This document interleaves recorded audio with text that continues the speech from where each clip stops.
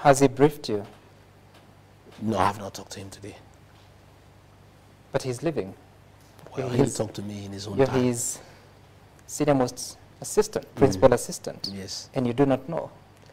As the time he's leaving, I'm not aware. Did he tell you he's leaving? I have not talked to him today. You don't know? He has not officially, communicated to you telling you that he's leaving? No, he has not communicated to me officially. For how long can you continue with this? Well, as long as it depends on the boss. Your family is devastated. You said your words. You feel you're being mistreated. You said. Yes. You think the president needs to call the people around him to order? Yes, of course, absolutely. Would you resign? No, never. Why? I've been given a job by the people of Kenya. This job has its own hindrances and challenges. It's part of the job process. And when I took this job, I knew it's not easy. Only I didn't know it will be that soon. I thought probably we'll have a good time the first 5 years, and if there are challenges, maybe later. It's only that it has come sooner than we anticipated, and we had been given a commitment that this will not come. But now that it has come, we live with it. Okay. We just work. I assist the president to run the country, and I preoccupy myself with issues for the whole country. Yes, but yep. I come from somewhere, and where I come from, where they have issues that they want articulated in high levels of government, they ask me to do it, and I always do it, and I'll continue doing it. You assist the president to deliver on his mandate, but he doesn't tell you what he's doing, including tonight. You don't know what time he's traveling. But what is important are the duties that he has given me to do, okay. And I'm doing them. Okay, all right. Now, Deputy President, last year you promised, alongside the president, that you're going to do something called austerity measures. You're going to cut on travel budget. But in actual sense, the executive, the national executive, has increased his travel expenditure by 7 billion shillings. Your own office has grown from 103 million shillings the year ending June 2023 to now report 556 million shillings. That's a lie. It is the report of the control of budget. No, I saw it in the press, yep. And I did not want to dignify it by way of reply. My office doesn't have a budget of 500 million for travel. Yeah, and that is, I'll be able to give you the estimates tomorrow. Yeah, my budget is below 200 million. I'm not sure it's 100 and something. Yeah, and it has never been 500 million. That's a lie. It's something that was put there to try to put my office in bad light. Also, I don't know who was calling to question the report of the control of yes, budget. that one I want to say, and I'll be able to give you that information tomorrow. On Monday, tomorrow is Saturday, I'll get what is the budgetary allocation for my office for travel for 2023, 2024, and for 2023. I'm not talking about the budgetary allocation. I'm talking about the budget implementation report. There is no way you can exceed the budgetary provision. So the budgetary provision is a guiding factor in matters finance. And that's fine. You cannot spend above the budget. So how much did your office spend? In terms of? In the year ending 2020. I am not sure. I am not sure of the details because I'm not an accountant. I'm not the accounting officer. I am the deputy president. I would but you're very clear that it's not that amount. Yeah, I'm sure.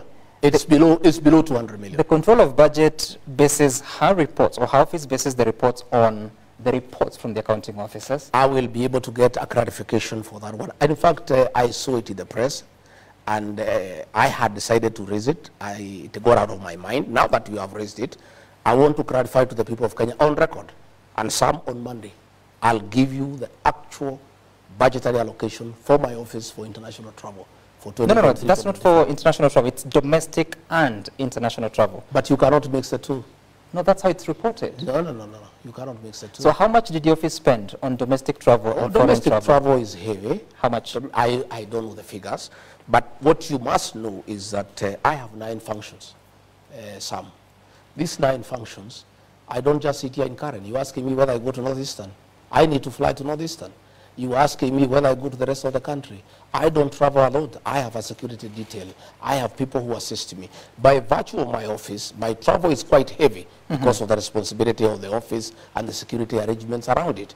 And there is no way I can just sit here and undertake my activities. I travel around the country.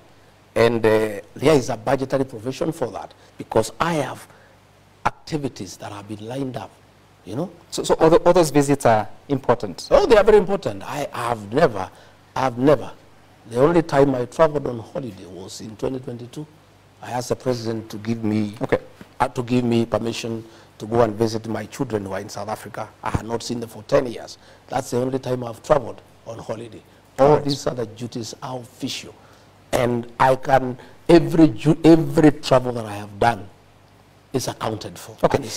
All right. I'm asking that because now the Office of the President, State House and the Executive Office of the President is reporting about 1.74 billion shillings for both domestic and foreign travel. Our budget has been cut by half for everything. But it's increasing. Travel, the reports are showing that the travel expenditure is increasing. I'm saying for this financial year, this financial, the current financial year, 2024, 2025, our budgets across board have been cut by half. Even our development budget, we have no money to maintain this residence. All right. We had zero. All the development expenditure in the austerity measures has been removed. And finally, during those austerity measures that were announced shortly after the rejection of the Finance Bill 2024, some of the offices affected is the Office of the First Lady, Office of the Spouse of the Deputy President, and Office of the Spouse of the Prime Cabinet Secretary, as announced by the government. How has that affected the operations of your spouse? Well, my spouse, Pastor Dorcas, had a very, very important program on addiction and widows program. And I must commend her. She did a fantastic job. She has helped hundreds of children who are addicted and successfully rehabilitated them and gotten them into income-generating projects and really changed many lives. And her work was supporting my work in terms of eradication of illicit brews, and how she was dealing with those who are already patients in terms of addiction. That program, of course, has adversely been affected. She had very many camps that are now having challenges because they don't have funding. But we are appealing to many well-wishers. I am personally putting in a contribution from my salary. We have many well-wishers who are supporting her, and shortly we'll be having a major funds drive to ask the people of Kenya to support that program, because she cannot send those children away. Those are children who need help. Those are children who are sick. And the fact that the government cannot fund that program anymore does not mean that those children will be left unattended. Was that decision a good one to cut? In my view, I don't think it was the right decision, but that decision was made and we accepted it. Did you speak to the president about it? We cannot argue with it. But I can tell you the program my spouse was doing has the support of very many Kenyans. She has assisted many children who would have been destroyed, who would have died, and given them a second chance. She had had opportunities to go even for weddings for people who were previously addicted, have abandoned alcohol, and have found somebody to marry. It's such a successful program. It's unfortunate that these measures, the budget for office was scrapped, but we are not complaining. We are saying that we are asking well-wishers and people of goodwill who think that she was doing the right thing to continue supporting that program. We'll be making an appeal to the people of Kenya to support that program so that we can help the children who have been addicted. All right. There are very many questions, including those that are coming from Kenyans.